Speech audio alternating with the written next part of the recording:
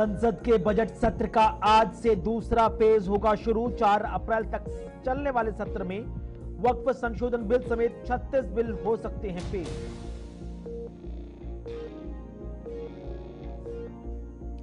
Team India ने 12 साल बाद चैंपियंस ट्रॉफी जीती। न्यूजीलैंड को फाइनल में 4 विकेट से हराया। Sachin Ravindra man of the series बने।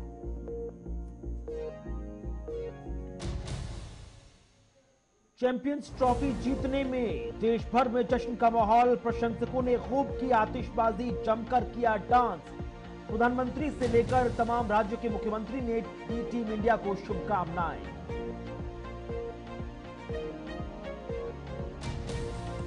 महाराष्ट्र में आज महायुति सरकार अपना बजट पेश करेगी। आज 11वीं बार बजट पेश करेंगे अजीत पवार। ऐसा करने वाले बनेंगे दूसरे वित्त मंत्री।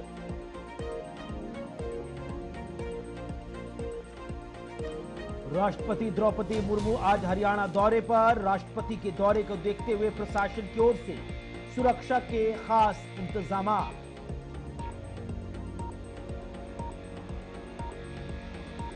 तेलंगाना में बचाव दल के एसएलबी सुरंग से मृत श्रमिक का शव बरामद किया। 25 लाख रुपए की अनुग्रह राशि की घोषणा की।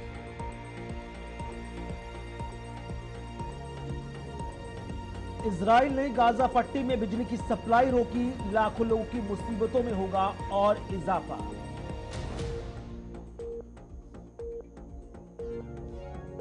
जम्मू कश्मीर के कठुआ हत्याकांड की जांच के लिए पुलिस टीम गठित। हर पहलू की पड़ताल होगी।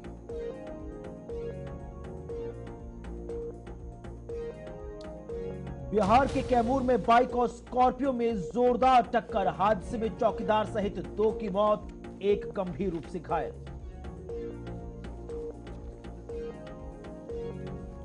इंदौर में आईसीसी चैंपियंस ट्रॉफी में भारत की जीत का जश्न मना रहे लोगों पर पथराव। गाड़ी और दुकानों को आग लगा।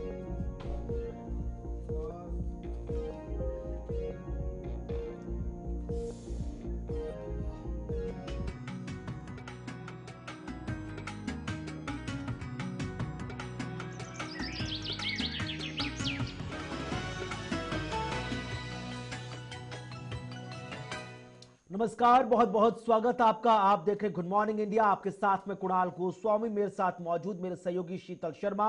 गुड मॉर्निंग इंडिया में बात करेंगे आज राजनीति से लेकर खेल जगत की हर वो छोटी से बड़ी खबर जिस पर आपका है सीधा निगाह। लेकिन शुरुआत सबसे पहले चैंपियंस ट्रॉफी 2025 से, जहां पर चैंपियंस ट्रॉफी पर भारत का कब्जा हुआ है। शानदार जीत के साथ टीम इंडिया ने 12 साल बाद चैंपियंस ट्रॉफी अपने नाम की और न्यूजीलैंड को फाइनल में 4 विकेट से मात दी है। और इस मैच में Rohit Sharma man of the match चुने गए। शानदार पारी के बदौलत उन्हें मैन ऑफ द मैच चुना गया है। लेकिन भारतीय टीम ने इतिहास रच दिया है। तीसरी चैंपियंस ट्रॉफी भारतीय टीम ने अपने नाम कर दी है और ये पहली ऐसी टीम बन गई है जिसने दुनिया में 3 चैंपियंस ट्रॉफी अपने नाम की है। और एक चैंपियंस ट्रॉफी महेंद्र सिंह धोनी की तरफ से जिताई गई थी। उससे पहले एक और चैंपियंस ट्रॉफी जीती गई थी। 2025 में चैंपियंस ट्रॉफी का खिताब एक बार फिर से भारत ने जीता है। लेकिन जो 25 साल का हिसाब किताब न्यूजीलैंड के खिलाफ था उसे भी पूरा कर लिया है। न्यूजीलैंड ने 2000 में चैंपियंस ट्रॉफी में भारत को हराया था। फाइनल मैच था और यहां पर बदला लेते हुए भारतीय टीम ने शानदार जीत हासिल की और एक नया रिकॉर्ड कायम किया। बिल्कुल, तो भारत ने रोहित शर्मा की कप्तानी में 12 साल बाद चैंपियंस ट्रॉफी अपने नाम की। जिस तरह से शीतल ने कहा कि 2000, 2013 और फिर 2025 भारतीय टीम रिकॉर्ड कायम करने में नो डाउट सबसे आगे रही है। और अगर आप व्हाइट बॉल गेम की जब बात करते हैं तो अब टीम इंडिया का मुकाबला कहीं से कहीं तक नहीं है। हर एक रैंकिंग में इंडियन क्रिकेटर ऊंचाइयों पर हैं, टॉप पर हैं। और कल बीती शाम, बीती रात अपने आप में बेहद खास रही। महामहिम राष्ट्रपति द्रौपदी मुर्मू ने ट्वीट करते अपनी खुशी जाहिर की। उन्होंने कहा, आईसीसी चैंपियंस ट्रॉफी 2025 जीतने के लिए टीम इंडिया को हार्दिक बधाई। भारत 3 बार ट्रॉफी जीतने वाली एकमात्र टीम बन गई है। क्रिकेट इतिहास रचने के लिए खिलाड़ी, प्रबंधन, सहयोगी स्टाफ सबसे ज्यादा प्रशंसा के पात्र हैं। मैं भारतीय क्रिकेट के उज्जवल भविष्य की कामना करती हूं। द्रौपदी मुर्मू राष्ट्रपति ने ये एक्स पर पोस्ट करते हुए कहा है, जो मेरे सहयोगी ने बताया। और सभी ने भारतीय टीम को बधाई दी है। कल रात से ही बधाइयों का तांता लगा हुआ है। पूरे देश में कल रात जश्न का माहौल नजर आया।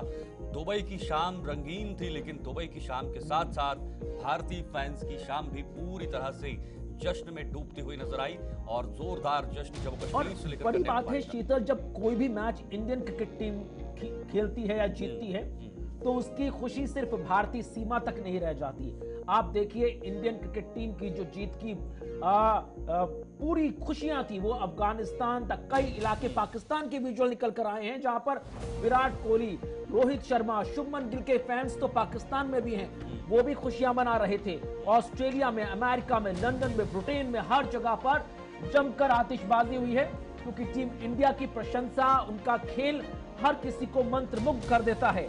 और रोहित शर्मा की कप्तानी के बाद जिस तरह से 12 साल बाद भारतीय क्रिकेट टीम ने जो जीत हासिल की है, नो डाउट अपने आप में बेहद खास है। तो रविवार को न्यूजीलैंड ने 50 ओवर में 7 विकेट पर 251 रन का लक्ष्य बनाया था। 252 रन भारतीय टीम को चाहिए थे और शानदार खेल खेलते हुए टीम जीता, गेम जीता। पीएम मोदी ने लिखा, एक असाधारण खेल और एक असाधारण परिणाम। आईसीसी चैंपियंस ट्रॉफी घर लाने के लिए हमारी क्रिकेट टीम पर गर्व है। उन्होंने पूरे टूर्नामेंट में शानदार प्रदर्शन किया है। शानदार ऑलराउंड प्रदर्शन के लिए हमारी टीम को बहुत बहुत बधाई। बिल्कुल सही कहा आपने। पहले महामहिम राष्ट्रपति का ट्वीट हमने दिखाया, एक्सपोज दिखाया और उसके बाद प्रधानमंत्री मोदी का और अब गृह मंत्री अमित शाह, उन्होंने क्या कहा है देखिए जरा। एक ऐसी जीत जिसने इतिहास रच दिया है। आईसीसी चैंपियंस ट्रॉफी 2025 में शानदार जीत हासिल करने पर टीम इंडिया को बधाई। मैदान पर आपकी जोशीली ऊर्जा और अजय प्रभुत्व से देश को गौरवान्वित किया है और क्रिकेट उत्कृष्टता के लिए एक नया मानक स्थापित किया गया है। आप हमेशा शानदार प्रदर्शन करें, आप ऐसे ही आगे बढ़ते रहें क्योंकि भारतीय टीम का जलवा पिछले कुछ दिनों से व्हाइट बॉल क्रिकेट में देखने को मिला है। राजनाथ सिंह, रक्षा मंत्री, भारत सरकार कह रहे हैं कि भारतीय क्रिकेट टीम की यह शानदार जीत और शानदार प्रदर्शन है। टीम इंडिया ने चैंपियंस ट्रॉफी के फाइनल मैच में न्यूजीलैंड को हराकर इतिहास रचा। भारत इस जीत से बेहद खुश है।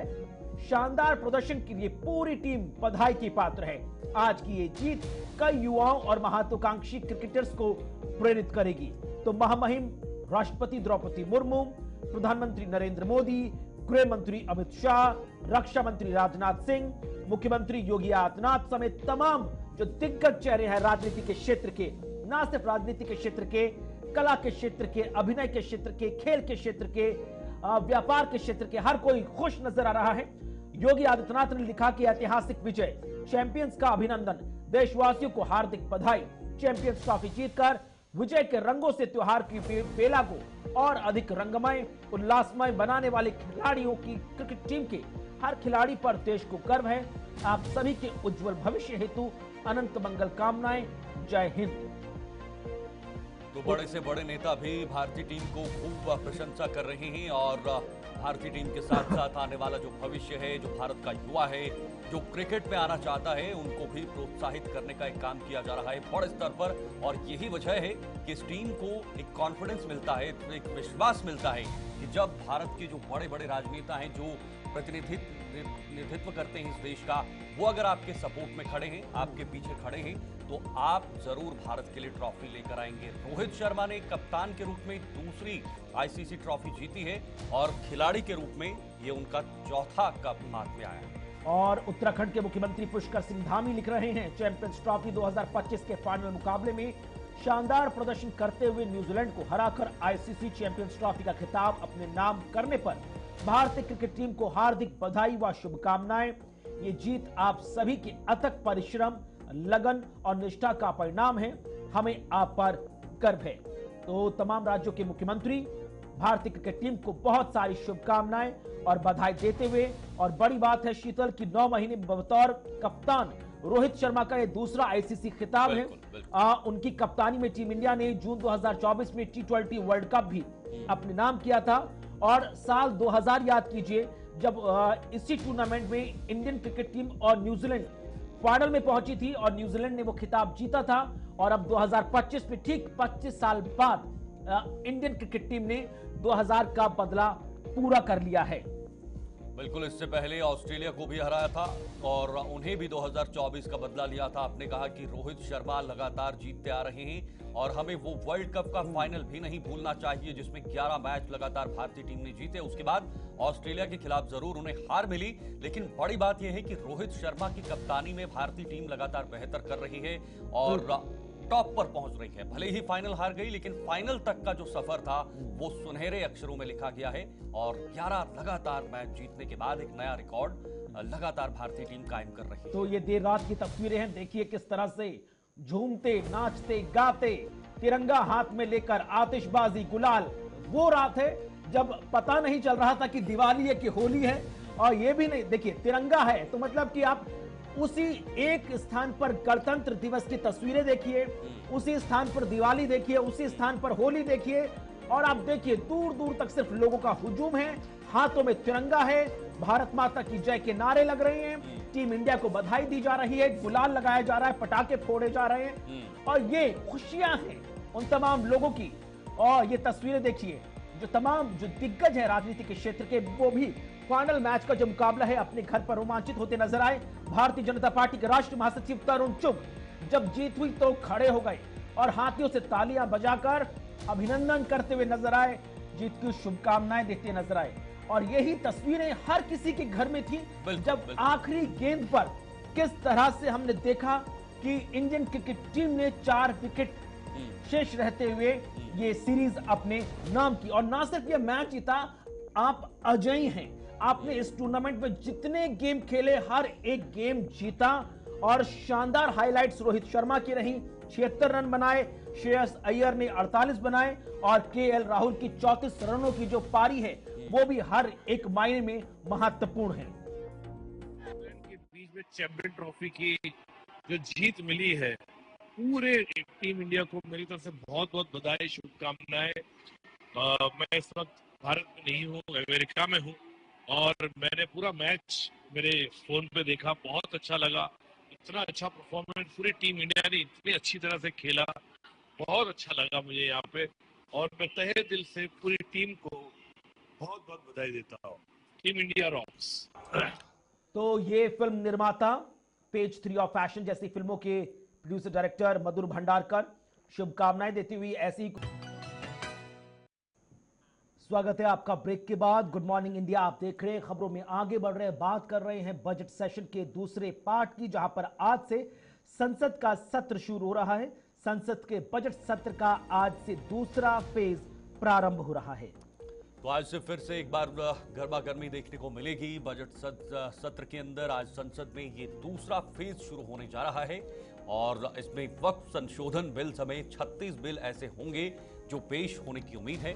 वक्फ संशोधन बिल को लेकर पिछले सत्र में भी, जो पिछला सेशन चला था, उसमें भी काफी हंगामा देखने को मिला था, और आज जबकि ये दूसरा फेज शुरू होने जा रहा है, जिसमें फिर से कई बिल सामने आ सकते हैं, ये पेश किए जा सकते हैं, लेकिन इन पर विपक्ष की तरफ से हल्ला बोला जा सकता है। विपक्ष लगातार संसद के अंदर सरकार पर हमलावर होते हुए नजर आ रहा है, और आज भी कुछ इसी तरह की तस्वीरें बजट सत्र से सामने निकल कर आ सकती हैं। बिल्कुल, तो आज से बजट सेशन का आगाज, जिसमें वक्फ संशोधन बिल समेत कुल 36 ऐसे महत्वपूर्ण चीजें हैं जो संसद की पटल पर रखी जाएंगी, और इस दौरान जो ईपीआईसी है उस पर टकराव के आसार भी बन रही हैं। तो आज से शुरू हो रहे दूसरे चरण के बजट सत्र में सबकी निगाहें वक्फ संशोधन बिल पर हैं, जिसमें केंद्रीय मंत्रिमंडल की मंजूरी दे दी गई है। इसके अलावा विपक्ष और सरकार के बीच ईपीआईसी के मुद्दे पर भी टकराव होने की उम्मीद नजर आ रही है। कुछ बड़े मुद्दे हैं जिन पर सरकार को विपक्ष घेर सकता है, जिसमें सबसे बड़ा मुद्दा विपक्ष इलेक्शन वोटर आईडी में गड़बड़ी का मामला हो सकता है। मणिपुर में हिंसा को लेकर सवाल उठाए जा सकते हैं। अमेरिकी टैरिफ को लेकर भी सरकार पर विपक्ष हमलावर हो सकता है। लेकिन सरकार की ऐसी क्या प्रमुख चीजें हैं जो प्रमुखता रखी जाएंगी, जिन पर फोकस रहेगा?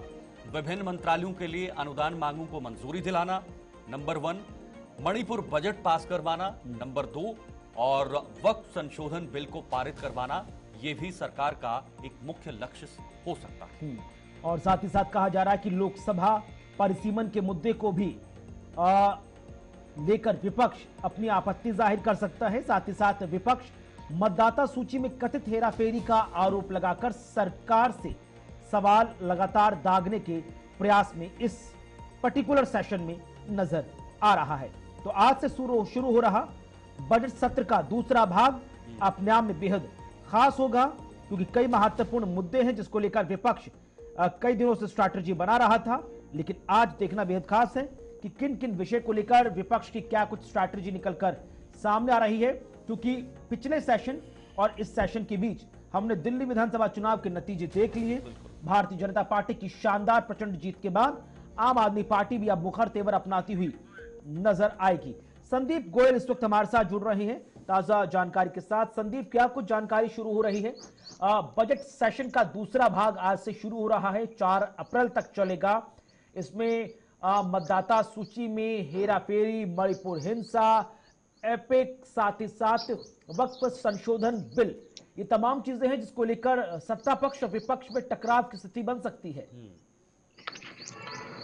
कुणाल, देखिए समझना होगा कि कई ऐसे बड़े महत्वपूर्ण फैसले जो है सरकार जो ले चुकी है और उन पर अब जो है उसको संसद में पेश करना है, और ऐसे में काफी गंभीर स्थिति में सरकार जो है नजर आ रही, क्योंकि विपक्ष भी लगातार हंगामेदार जो है स्थिति को बनाए हुए हैं और मामले बड़े जो है नजर आ रहे हैं। मणिपुर हिंसा का जिक्र जरूर विपक्ष जो है हंगामे के साथ कर सकता है, और ऐसे में वहां पर जो है जिस तरह से स्थिति चल रही है और राष्ट्रपति शासन की वहां जो है तैयारी पूरी कर ली गई है, और ऐसे में अमित शाह भी जो है राष्ट्रपति शासन को लेकर जो है संसद में अपनी बात रख सकते हैं और कैसे आगे की रूपरेखा हो सकती है, इस तमाम चीजों का जिक्र जो है जरूर सरकार करेगी। लेकिन विपक्ष हंगामेदार स्थिति के लिए पूरी तरह से तैयार है, क्योंकि मणिपुर हिंसा पिछले लंबे समय से हम देख रहे हैं कि चल रही थी और उसके बाद वहां पर मुख्यमंत्री को इस्तीफा तक देने पड़े। लेकिन उस पर भी दूसरी तरफ अगर बोर्ड बिल की बात करें, वो भी एक बड़ा मामला जो है लंबे समय से चला आ रहा है, और उसमें अब जो है विपक्ष ये कहता हुआ नजर आ रहा है कि इसमें जो वोटिंग हुई थी उसमें गड़बड़ी की गई है। तो यानी कि जो सीधे तौर पर सरकार जो बड़े फैसले लेने के लिए तैयारी कर रही है इस संसद सत्र में, तो दूसरी तरफ विपक्ष पूरी तरह से सबसे बड़ा मुद्दा जो पिछली बार सत्र में रहा था वो वक्फ संशोधन बिल का मुद्दा रहा था। उस पर जेपीसी गठित की गई थी, जेपीसी पर पूरा निर्भर था, लेकिन उसके बाद भी कांग्रेस कह रही है कि हमें इस पर संयुक्त रणनीति बनाने की जरूरत है और किसी भी सूरत में हम इसको पारित होने नहीं देंगे, सरकार इस पर कुछ नहीं कर सकती। और दूसरी बात सबसे बड़ी जो निकल कर आ रही है वो ये आ रही है कि वोटर्स में गड़बड़ी, चुनाव में गड़बड़ी, ईवीएम में गड़बड़ी, ये मुद्दा भी विपक्ष का प्रमुख मुद्दा रहा है। उन्होंने कहा है कि अब चुनाव निष्पक्ष नहीं रहे हैं, अब चुनाव जो है उसमें कोई ना कोई बड़ी हेरफेर या गड़बड़ी निकलकर सामने आ रही है। तो क्या ये एक बार फिर से विपक्ष की जुबान पर नजर आ सकते हैं?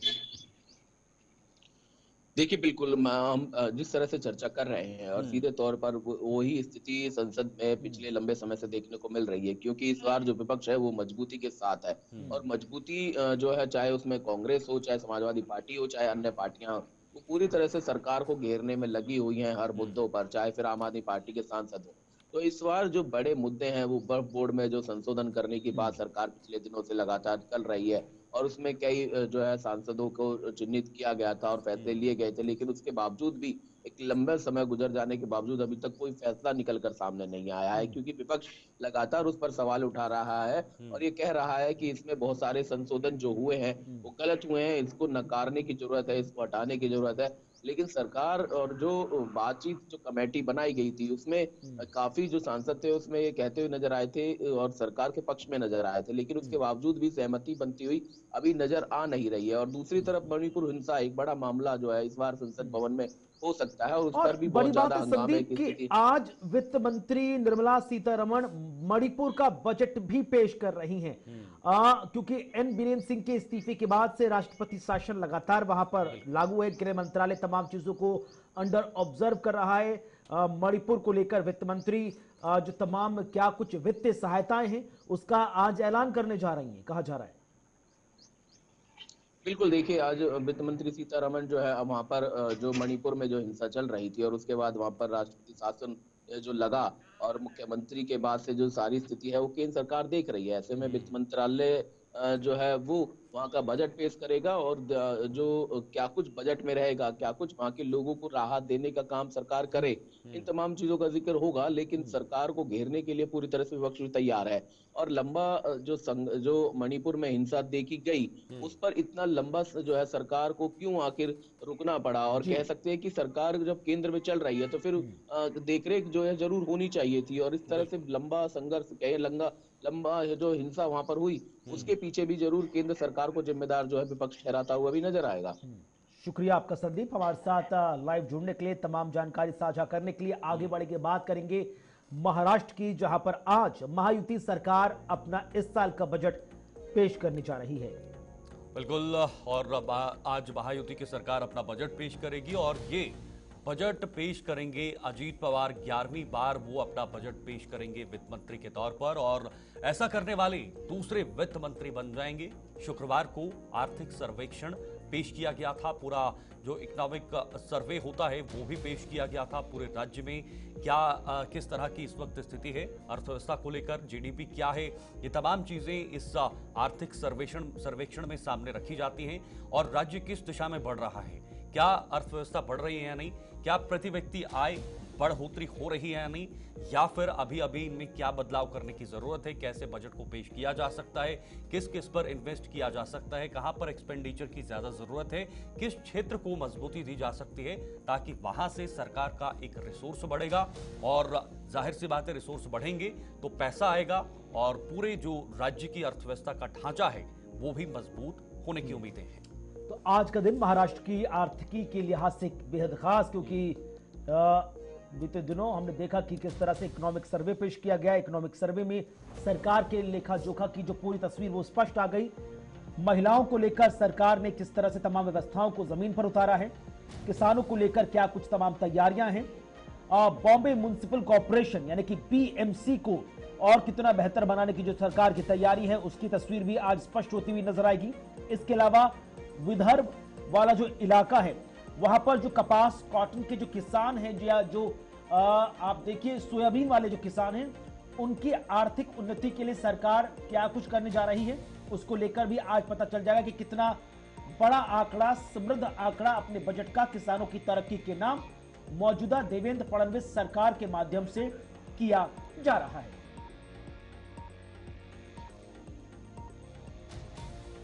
चलिए फिलहाल वक्त एक और छोटे से ब्रेक का है, आप बने रहिए, फौरन लौटते हैं।